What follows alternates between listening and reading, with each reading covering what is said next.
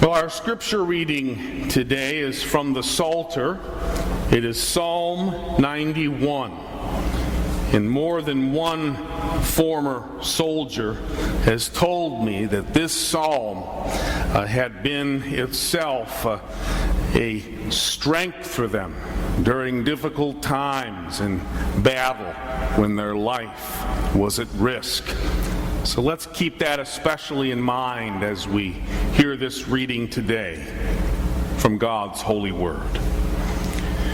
You who live in the shelter of the Most High, who abide in the shadow of the Almighty, will say to the Lord, my refuge and my fortress, my God, in whom I trust. For he will deliver you from the snare of the fowler and from the deadly pestilence. He will cover you with his pinions, and under his wings you will find refuge. His faithfulness is a shield and buckler.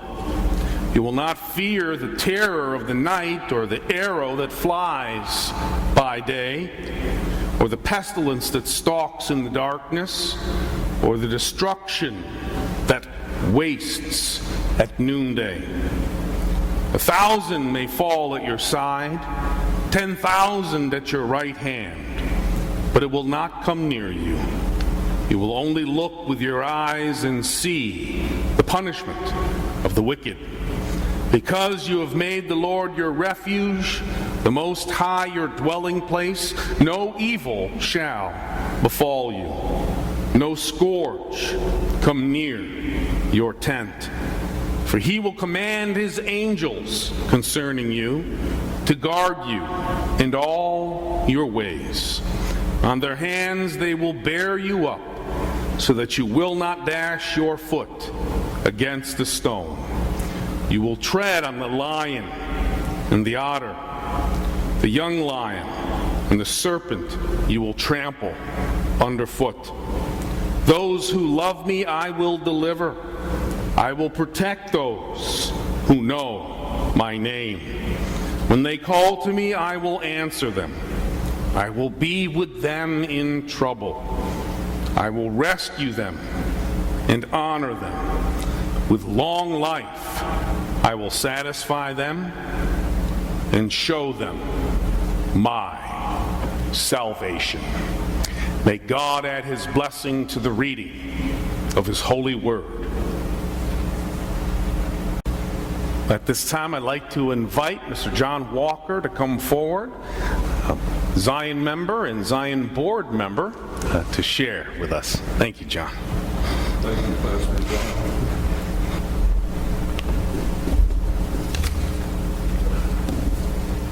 John. Thank you, Peter, for inviting me to speak. My experience is different than a lot of veterans. I was blessed to be in between what you call the live wars, or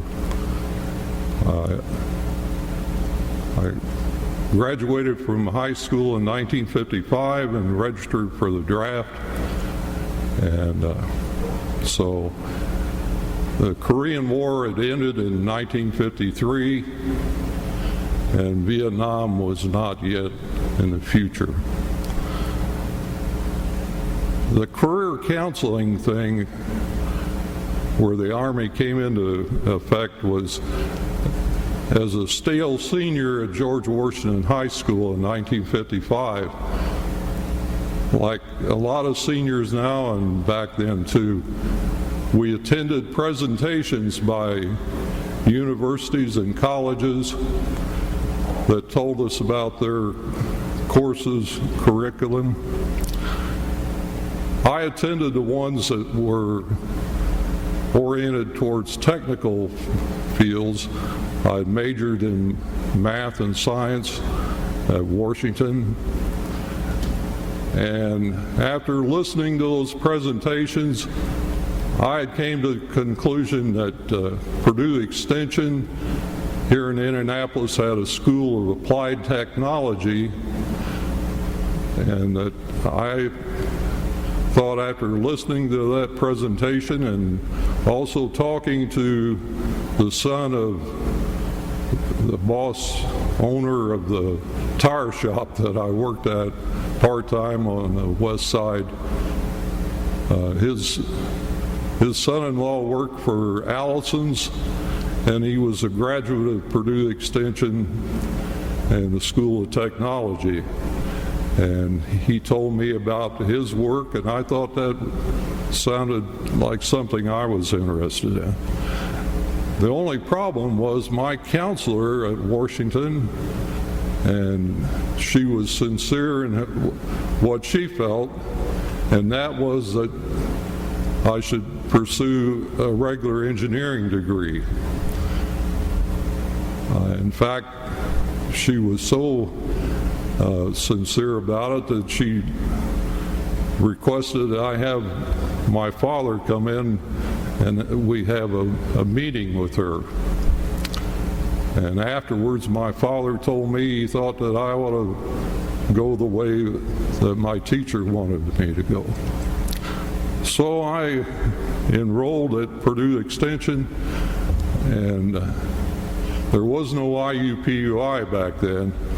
IU had an extension school over on Pennsylvania Street. Purdue had theirs in what's the Turnverein at 9th and Meridian Street. You could get about maybe 1 or 1.5 years of your engineering studies at the extension, depending on what field of engineering you were pursuing.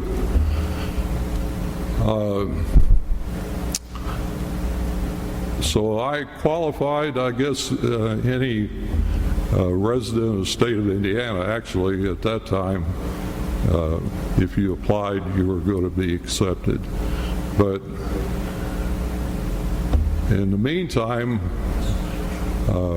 I had met Lena, and we had started dating. I pursued education there at Purdue Extension, and also was able to get a full-time job because a lot of the courses were in the evening. And I worked at Boyd Phelps Consulting Engineers. They were in what was then known as the KFP building, or the Knights of Pythias, which no longer exists because Indiana National built a building there, and then later on that became Regent's Tower, I think. But eventually I couldn't get any more courses here at Purdue Extension, and we decided that Tri-State College had an accelerated program up in Angola, Indiana. And if we moved up there, I could go to school around the whole year, because they were on a quarter system, and you had accelerated courses too. What some courses would normally be 3 hours, theirs would be 5 hours. So in 1959, we moved up to Angola, and I started at Tri-State. But in the spring quarter of 1960, I had emergency appendectomy 2 weeks into the quarter. And this was back when, for an appendectomy or other abdominal surgeries, they kept you in the hospital for 2 weeks. And then after that, you were supposed to be on a light duty for a couple more weeks, at least, at home. So I ended up having to drop out of that quarter. And the problem with that type of school, courses would not be offered the same again the next quarter. So you're going to have to wait till the next spring for a lot of those courses to be offered again. And you couldn't take a lot of the other courses because they required those as prerequisite. So Lena and I moved back to Indianapolis because I did work some jobs up there, but there wasn't a lot available. And we came back here. She got a job with Indiana Bell, and I got a job with AT&T. In the interim there, though, before we moved back, I did get a call from the draft board here because the school had told them that I was no longer in college, and so they wanted me to come down just for a preliminary examination, supposedly health-wise, since I'd had this surgery. They told me that didn't mean that I was going to be drafted. But I had some people telling me, like two of Lena's bosses at Indiana Bell were in the Air Force Reserve over at Terre Haute. And they told her, you ought to have him talk to us. We could get him in our unit. And so I had other people tell me, oh, they don't draft married guys. But the next thing I knew, 2 weeks after I'd started to work for AT&T, I got a letter from President Eisenhower that said he would like to have me serve in the United States Army. I told Lena, talk to your boss and see if I can get in that Air Force unit. They said, no, he belongs to the U.S. Army now. So my boss at AT&T was not very happy about it. He said, why didn't you tell me that you were going to get drafted? And I said, I didn't know I was going to get drafted. He said, well, are you really married? And I said, yes. But anyhow, Lena and my sister that was taking Lena to work with her because they worked both at Indiana Bell, they dropped me off over here at 342 Massachusetts Avenue, just a few buildings down from Stouts Shoe Store. And that, at that time, was the induction center for the Army. And I took the physicals and the tests. It took most of that day. They gave us a meal ticket at noon. There was a little cafeteria on Massachusetts there where we all went to eat. And then late that afternoon, there was a bus that took us to Fort Knox. And they told us we were going to a reception station. And I thought, that doesn't sound too bad, a reception. We were divided up into groups, probably, I don't know, 50 guys in a barracks, and we had a corporal in charge of us. And he enjoyed getting us out about every 2 hours to form up on it. He showed us how he wanted us to line up out in front of the barracks. And we never did it right, so he always had to comment about, and this is the first that I was called a draft dodger. He referred to all of us as draft dodgers. And I thought, that's strange. If I was dodging, I wouldn't be here. But so the next morning, they assigned us to a detail, and this corporal that was in charge of us took us out to a tank range, and we were put to work changing canvas targets for tanks. And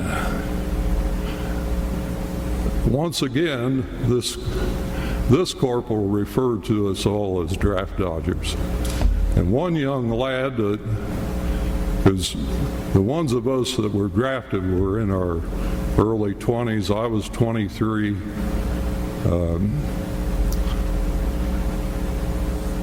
We had enough experience, I guess, that we just kept our mouth shut. But this young lad protested violently about being called a draft dodger because he had enlisted. And that was one of life's first lessons for me, that sometimes you pick your battles, because all that did was incur more wrath on that lad for him insisting that he be called something different than a draft dodger. After 4 days, they finally equipped us with uniforms, and after we got our uniforms that afternoon, we were introduced to a sergeant. He was about a couple inches taller than me, and he proceeded to march us over to what was going to be our home for the next 8 weeks. And the whole time that he marched us, he was up and down around that formation, verbally chastising everybody. And when we got to this company area, there were 4 barracks. There were 2-story wooden barracks at Fort Knox. And he introduced himself. I am First Sergeant Soper, S-O-P-E-R, and don't you ever forget it. And I haven't forgot it. And he told us at that point in time, from now on, for the next 8 weeks, I am your mother, your father, your wife, your fiance, your girlfriend, your minister, your rabbi, and you remember one thing: I hate your guts. Well, the first week in basic training, a lot of it spent taking tests, and I didn't realize at the time, but this was going to be where the Army entered into my career counseling. In the 6th week of basic training, on a Saturday, I got sick and I was running a fever, chest congestion, but Sunday it was getting worse, and Sunday evening I couldn't lay down on a bunk. So I made a bed in the corner of the room, and our bunk, there were 4 of us guys that had become friends. 3 of us were from Indiana here, and 1 from Dayton, Ohio, and he was our squad leader.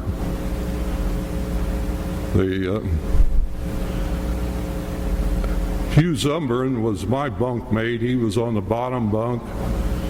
I was on the top. Jim Swank from Garrett, Indiana, and Mike Waldron, our squad leader from Dayton, Ohio.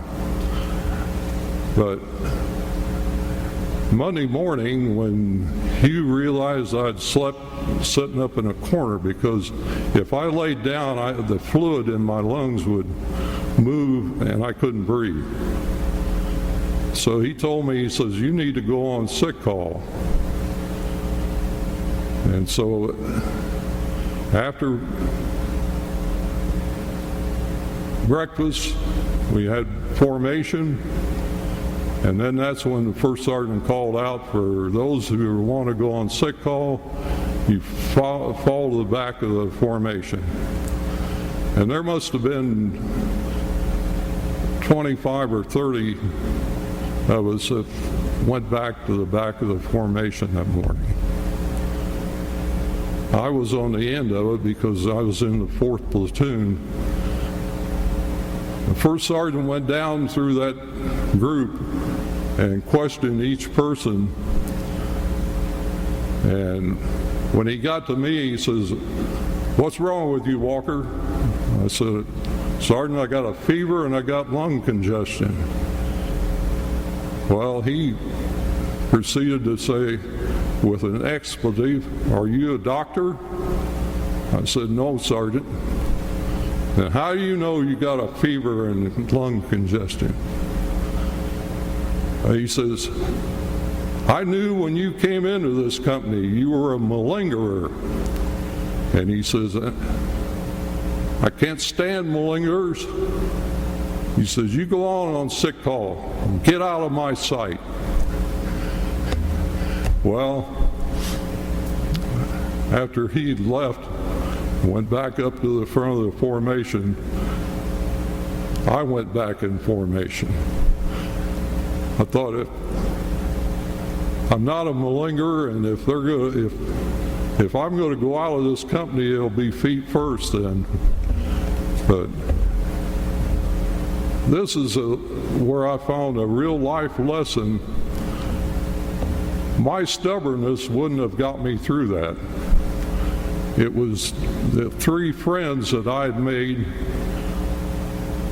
that helped me get through that week. Hugh Zumbrin from Columbia City, he went on sick call the next morning, told me he had a sore throat. And when he got to the medics, he told them he needed extra cough syrup and APCs for his buddy back in the barracks. And so he brought me APCs, the Army aspirins, and cough syrup. But back then, the guys referred to it as GI Gin because it had some alcohol and codeine in it. But I made it through that week, and on Sunday, the way our company operated, you had a regular breakfast in the morning, on Sunday morning. We weren't allowed to talk in the mess hall, except on Sunday afternoon, they put out cold cuts, and from 4 to 7, and you were allowed to talk at that time. And so while we were in the mess hall on Sunday,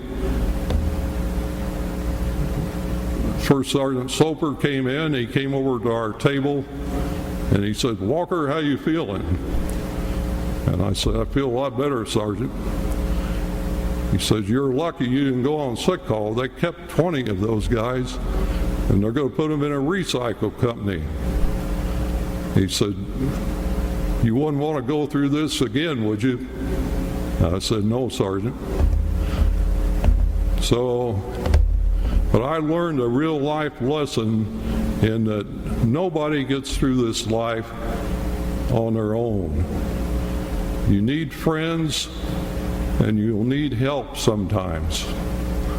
And you have to admit that to yourself. It's hard sometimes. It doesn't mean you can't be confident, but you got to be confident with some intelligence. And I was fortunate, I was blessed that I had some real friends there. And I also had a life coach, and my wife Lena, when I lose my bearings, she's always there to get me back on the right path. And there's someone, she is not a veteran of an army, but she's been exposed to combat. She had people trying to kill her when she was just a child. Bombs do not distinguish between military targets and civilians. And she was a little girl, 6 years old. She was the daughter of a Methodist minister in Germany. And she went through a lot of bombing raids. So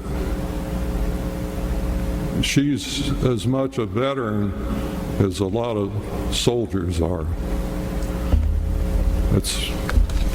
Thank you very much for letting me speak.